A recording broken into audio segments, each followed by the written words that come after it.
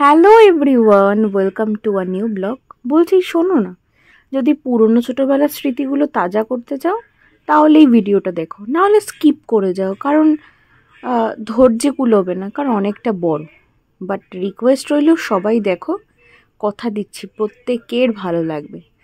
So এই যে মাঠটা দেখছো, এই মাঠটা হচ্ছে আমার বাড়ির পিছনের একটা মাঠ, এবং রিসেন্টলি হোলি গেল, তো তোমরা সবাই জানো হোলির আগের দিন কি হয়, সেটা হলো বুড়ির ঘর পোড়ানো। এক একজন এক একটা নাম দেয় এক একটা কালচারে, বাট আমরা বলি বুড়ির ঘর পোড়ানো।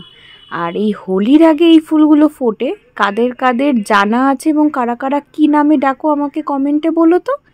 আমি এগুলোকে বলি দোল ফুল, ঠিক আছে? খুব সুন্দর সুন্দর, মানে জাস্ট সুন্দর, বাও। তো এই দেখছো ভিউটা, এখানে আমরা রাতে আসবো কিন্তু পোড়াতে, আর রাতেও কি কি হলো সেটাও দেখতে থাকো।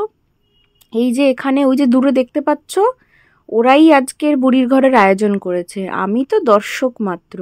আমি মিথ্যে কথা বলবো না, একটু কাজ করেছি, সেটা হচ্ছে বুড়ির মুখটা এঁকেছি, কিন্তু ক্লিপটা নিতে পারিনি, কিন্তু করেছি এইটুখানি কাজ। আর আমার কাজ হচ্ছে, আমি অনেক বছর পর আসলাম, তো দেখছি আমার না ছোট ছোট ফুল গাছ এগুলো খুব ভালো লাগে, তো সেটাই মাঠের মধ্যে খুঁজছি যে কি কি পাই। দেখো এর মধ্যে একটা দোল ফুল তুলেও ফেললাম এবং এত সুন্দর লাগছে। আবার এই ফুলটাও আবিষ্কার করলাম, কি ফুল বলে জানা থাকলে কমেন্টে জানিও তো। তারপর এটাকে স্লো মোশনে ওড়ানোর চেষ্টা করছিলাম, কিন্তু উঠছিলই না। যাই হোক, এরকম করে চারিদিকে ঘুরে ঘুরে দেখছিলাম আর কি কি ফুল পাওয়া যায়, ভাবছি একটা ফুলের তোড়া বানাবো সব কিছু দিয়ে। তো এরম করতে করতে খুঁজে খুঁজে আরও একটা ছেড়ে নিলাম, এবং সত্যি বলতে এই ছোট ছোট জিনিসগুলো এত সুন্দর লাগে, ন্যাচারাল জিনিসগুলো খুব সত্যিই সুন্দর হয় বলো। তারপর আরও একটা এটা পেয়ে গেলাম, এটাও আমি জানি না, প্রবাবলি ঘাসের কিছু হবে, কিন্তু কি সুন্দর না, দেখো আমার ফুলের তোড়াটা হয়েছে। তো এই হচ্ছে চারিদিকে দেখতে পাচ্ছি, আরও অনেক গাছপালা ছিল, পুরোটা তো দেখানো সম্ভব নয়। তো এরকম এরকম ক্লিপ নিতে নিতে আমরা বসেছিলাম, আমি রীতিমতন এই ক্যামেরাই করছিলাম, কোনো কাজ করিনি। কিন্তু ওরা কত কাজ করছে দেখো, কেউ কলা পাতা কাটছে, কত ছোট ছোট, ওরা ছোট বলবো না অ্যাকচুয়ালি, ওরা কেউ 11-এ পড়ে, কেউ 9-এ পড়ে, কিন্তু ওদের মধ্যে না এখনও সেই ছোটোবেলার অভ্যাসটা রয়ে গেছে করা। আর এটা আমি আর একটা, এই যে ও কিন্তু খুব বড় নয়, ও কিন্তু 8-এ পড়ে, কিন্তু ওকে এটা আমি গিফট করলাম, বললাম দেখ এই ফুলের তোড়াটা সুন্দর হয়েছে, ও বললো দাও, আমি বললাম নে। তো এরকম মজা আড্ডা ফাজলামো করতে করতেই সকালটা কাটালাম। আমি আবার মিথ্যে কথা বলে বাড়িও চলে এসেছিলাম। আর এই যে দেখো না, এই যে কুল গাছটা, এই কুল গাছটাতে অনেক বছর আগে না শ্রাবণ মাসে সাপ শুয়ে থাকে, থাকে বলবো না, থাকতো, এবং প্রায়ই থাকে ওইখানটাতে। তো ভয়ে ভয়ে দাঁড়িয়েছিলাম, আর এই যে ওরা কত কাজ করছে। আর পোকো পোকো আমাকে এই কুলগুলো পেরে দিল। পোকো কে জানো, ওই যে বসে আছে, অ্যাকচুয়ালি ও সব থেকে যদি কেউ খেটে থাকে ও খেটেছে খুব, তো জন্য ও একটু রেস্ট নিচ্ছিল।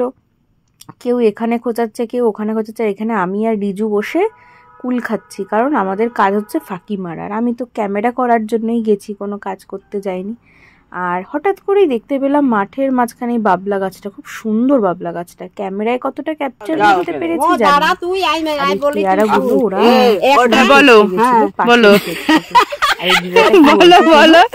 বলো একটা একটা ও দেখ, হ্যাঁ হ্যাঁ বলো বলো, একটা বলো, একটা তোর, হ্যাঁ একটা আমার, একটা দিবের, হ্যাঁ একটা ওর নাম কি, জগার, জগার জগার, তারপর আইটা হচ্ছে দেবনাথের, ওই দিশা, দিশা হ্যাঁ, মজুমদার, আমি পাল, আমি পাল, হ্যাঁ আমি পাল। হাই গাইস, এই দেখো কত বড় বড় পেয়ারা, ঝাড়া পেয়ারা, যদি ধর মালিক খবর পায় যে আমরা চুরি করেছি, ঠিক আছে, সবাই খেয়েছি এখানে, তুই তুই কি বলবি? ওই দেখো গণেশের মার বগলতলা পেয়ারা, চুরি করা পেয়ারা। এইটা হচ্ছে সেই বাড়ি যে বাড়িতে বসে সব থেকে বেশি আমরা ঝামেলা ঝাঁটি করি, যে কোনো অকেশন অনুষ্ঠান হলে। তো এই দিদুনের বাড়িতে বসে আমরা সমস্ত কিছু কালেকশন করে নিয়ে নিলাম। আর এইটা হচ্ছে আমাদের আজকের রাতের, দেখতেই পাচ্ছ, খাওয়া দাওয়া, বুড়ির ঘরের প্রসাদ অ্যাকচুয়ালি।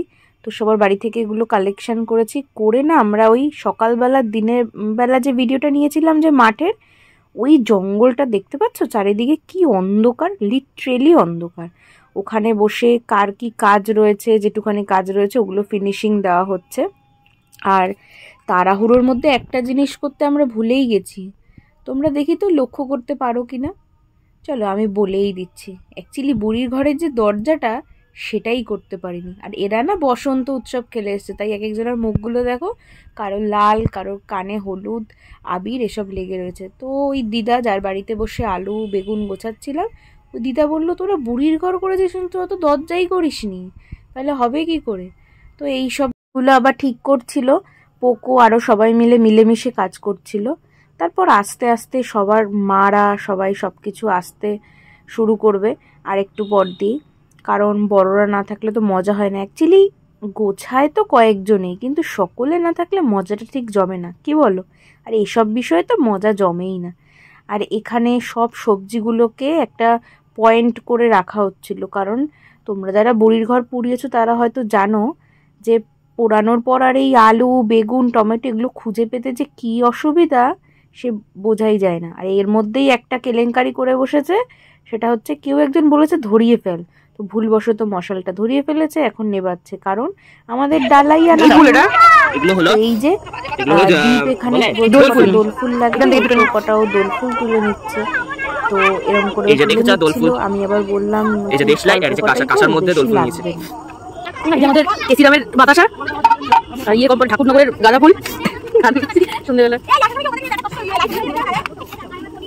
কি করবি এখন? ও দে এনে